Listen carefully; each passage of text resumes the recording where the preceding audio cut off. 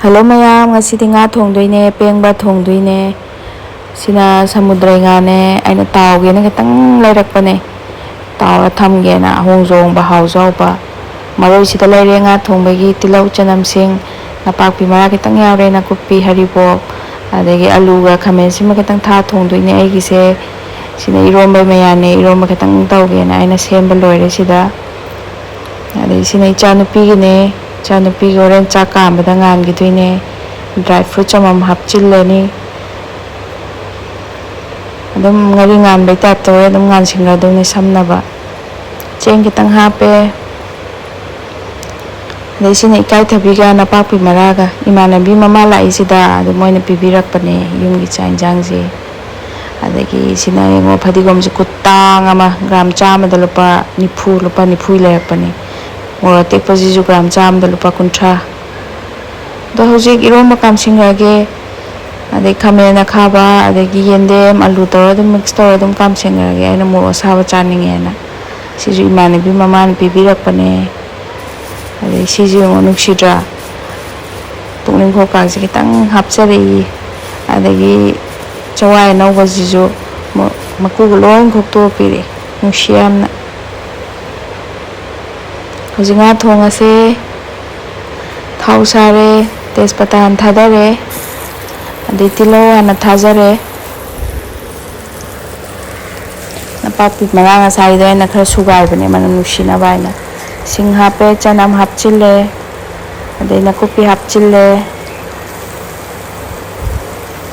koro ngauro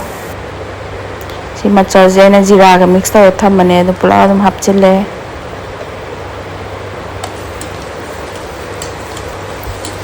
kitang katak nango nga thongbagi adu sije kitang khaido ke horen loirak pada chai chen bada haw bane ba nga thongbada di tungana thau kano taw muraga mu hajin basu yaw nai ko nga hapchile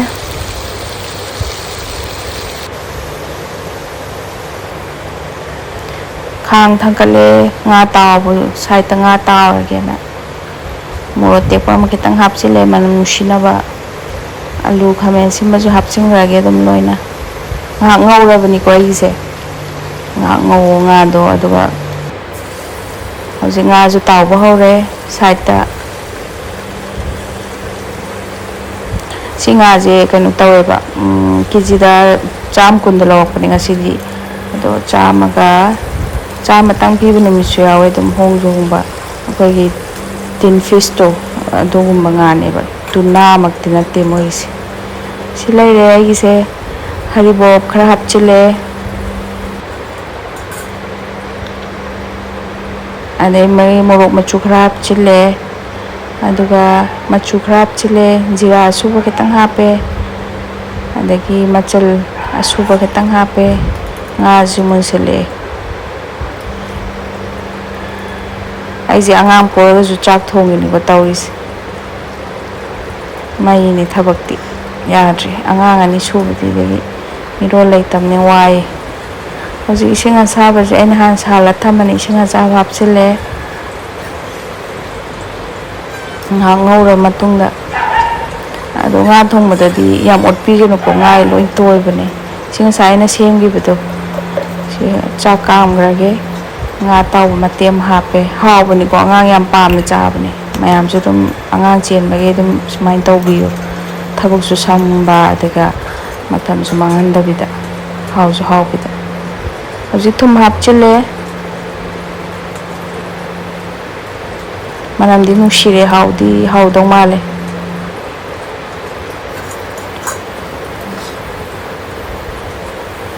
masal maroi na khaidok pado ju hapchile munsile ba nga ji thangda yarni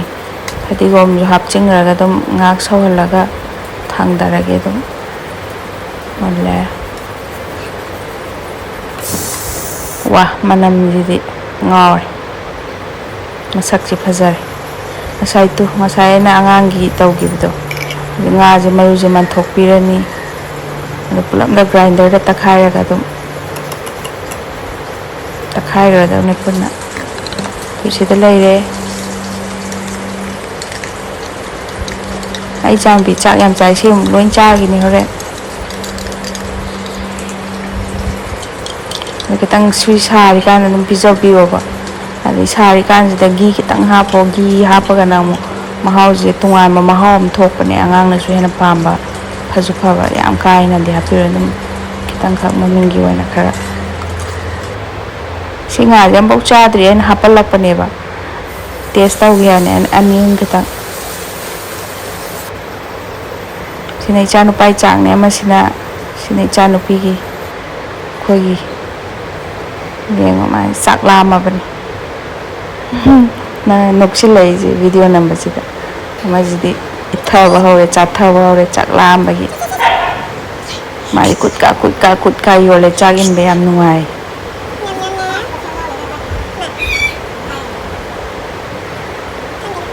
hao na chai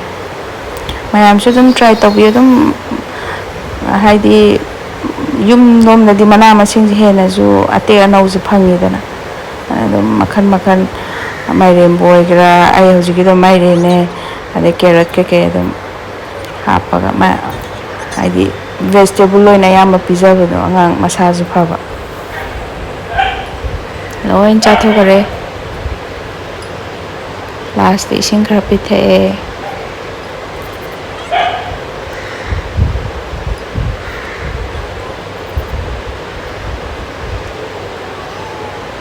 Noire kuju chaba horani eronba leire sina kotnaba asai kai thabi ngasai nga dune je ado adum hawbudi hawe bu kai manam dai di kya hena de wai khu gi manam gi type tawe hoji kinga do kuju chaba horage chagrame